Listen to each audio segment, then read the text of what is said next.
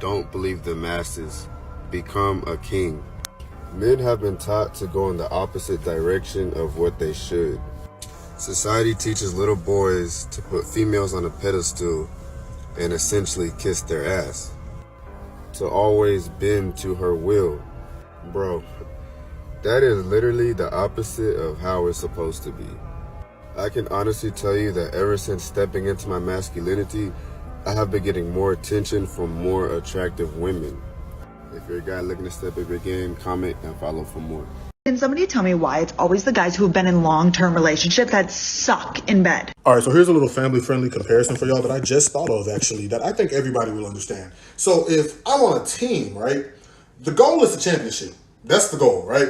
But you can't get to the championship unless you practice. Now, you probably can get to the championship if you have an all-star who's carrying the load for the whole team, then yeah, y'all probably can make it to the championship. But other than that, y'all need to practice. If I'm only practicing once or twice a month, 2-3 times a month, I'm going to get kicked out in the first round.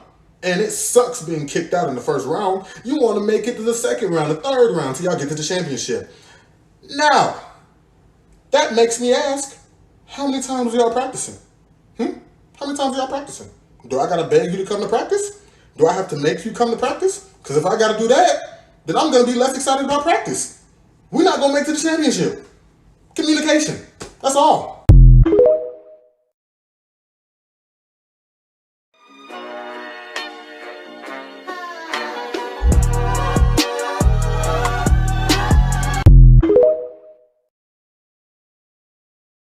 Remember, there was a woman who was a kicker for a college. Sarah Fuller. Vandy. Right. Yeah. And this is like a huge deal. And then she explained how she gave a pep talk at halftime. It's like, first of all, a kicker has never in human history given a pep talk. I mean, you tell me, you're a football guy. Has a kicker ever given a pep talk? No. Ever? And it was worse than that because she gave the pep talk and then came out for one kick. One kick, right. Because Vanderbilt didn't score during the game, so there was no extra point. But then Squibb kicks it.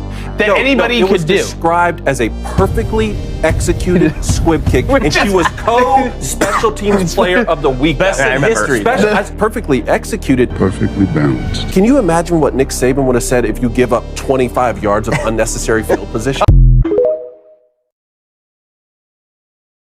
So how much did my divorce cost me? Well, this is a fantastic question. There's direct and there's indirect costs. Direct costs, I lost $106,000 out of my 401k retirement plan I spent 20 years contributing to. I also lost half the equity in the home, stocks, bonds, mutual funds, cash, and savings that I also spent 20 years contributing to. I also lost half of all the non-liquid assets like furniture, household goods, electronics, cars. Keep in mind, I paid for all of these. And this is in addition to financially supporting her and her/our daughter for 17 years, which is many hundreds of thousands of dollars. He blew. I'm now broke, live in a 2-bedroom apartment, and have a negative net worth for the first time since I was, 25. Indirect costs, my job, my sobriety, my self-worth, my masculinity, my hope for the future, my ability to trust women again, my belief in God, my pride, my motivation, my physical health. I don't know, let's just say everything. I'm all for marriage, and I think that marriage is a great institution, especially for women and children. Women have a natural insecurity that a man is going to leave them when they're in their most vulnerable position, so they use marriage and the government as kind of like a bodyguard to make sure that if a man does choose to leave his family, he's still held accountable for that. And I think that most men are okay with the government being involved in their relationship as long as they're allowed to have a family. The problem starts when you introduce no-fault divorce, so now a woman can use the power of the government to take a man's house, car, and kids without even proving that he did anything wrong. When you have a contract where one person is financially incentivized to opt out of that contract for any reason they deem necessary and are choosing to do so at a 70% rate, then you have a problem. And not only is it financially incentivized, but because everybody's doing it, it's socially more acceptable than ever before. There are literally women who are throwing parties to celebrate their divorce, and other women who would have historically speaking held them socially accountable are encouraging the behavior. Although 40% of households are led by female breadwinners, 85% of all child support recipients are still women, and 97% of all alimony paid out is paid to women. The only problem is if more men choose to not get married, either they're going to be having kids without a commitment or they're going to choose to not have a family at all. A family is a man's investment into society. If a man chooses not to have a family, that's less reason for him to care about the future of his community. That's less reason for him to get up every single day and continue to be productive. That's less reason for him to give a fuck, because if I don't have anything to lose, why would I care? Girls put guys in the friend zone. Because we don't like them, they're too nice. What's wrong with being nice? We like. A couple of people sent me this, and the only thing I gotta say is she's really young, guys.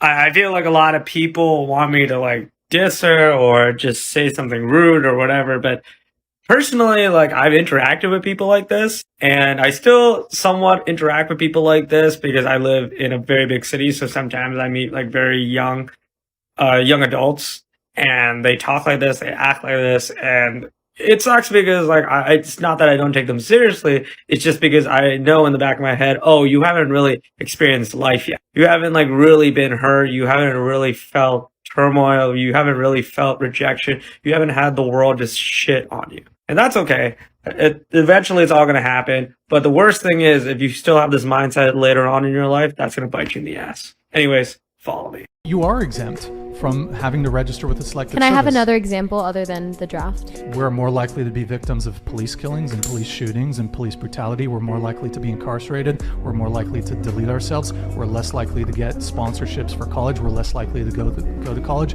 More likely to be homeless. That's a few. Okay. I already know not to take the type of girl serious, so I don't take a lot of shit personal any fucking way. You know what I'm saying? And once y'all learn that a lot of these women, y'all gonna stop tripping off a lot of shit that women do when you learn that a lot of them are not even worth taking serious. So it's like, why even be stressed?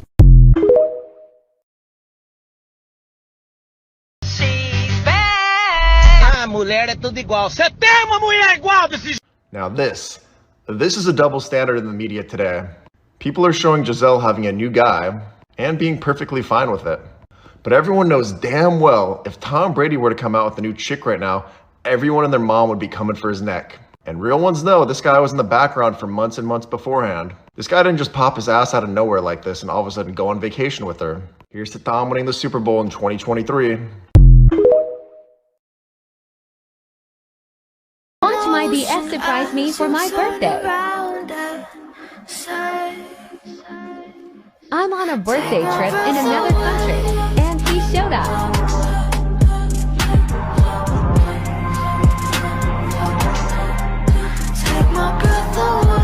Ooh, I don't know, boys.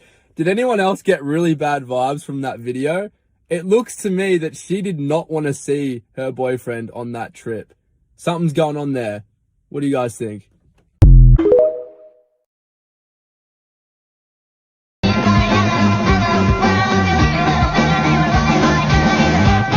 So I don't know the specifics of this post, but reading the comments, it definitely proves something that I've been saying for a while. Women don't know what it's like to have male friends. They don't understand the dynamics of friendship between males. And reading those comments, yikes. Like there was one, they don't understand the fear they instill in us, or just a bunch of nonsense. That one, I just recently read that one. Men say some of the most absolutely horrendous things to each other as friends. Crimes against humanity, just awful things. And it's all just, I mean, that's just how we communicate. I don't know. Like, I don't think a lot of women understand.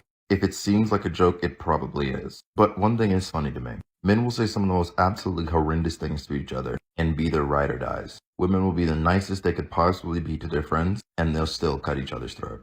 Why do you think that is? And for that one comment, is it possible you're instilling fear into yourself? Could you be afraid of something that isn't there? It's not your baby. The real father ran away. She's trying to put it on you. This is real game. Get your pen and paper out. And if you don't got a pen, get a crayon. Write this shit down. The player guy that she hooked up with and cheated on you with, he left. He left town. He blocked her. He's done with her. So now she's trying to scramble. She gonna put the baby on you and make it seem like you the father. It's not yours. She's gonna sweet talk you. She's gonna make sure you hit it raw. She gonna come back days later and say, babe, I think I'm pregnant. And you gonna be happy as hell. Oh my God, babe. Stupid ass, it's not yours. Ask me how I know. I can't tell you how I know. But all I can say is, go watch Maury. You'll see what I'm talking about. Believe that. 3 letters, DNA. Believe that. they would tell you, oh no, I prefer the guy with no social media. I prefer the guy with less followers. I prefer the dad bod. I prefer the guy without the big and digging stick. I prefer the 4-inch. No homo pause. I'm just being honest. This is what they're saying. They're saying this to control you, to create a narrative that you think is real, bro, but it ain't real, G.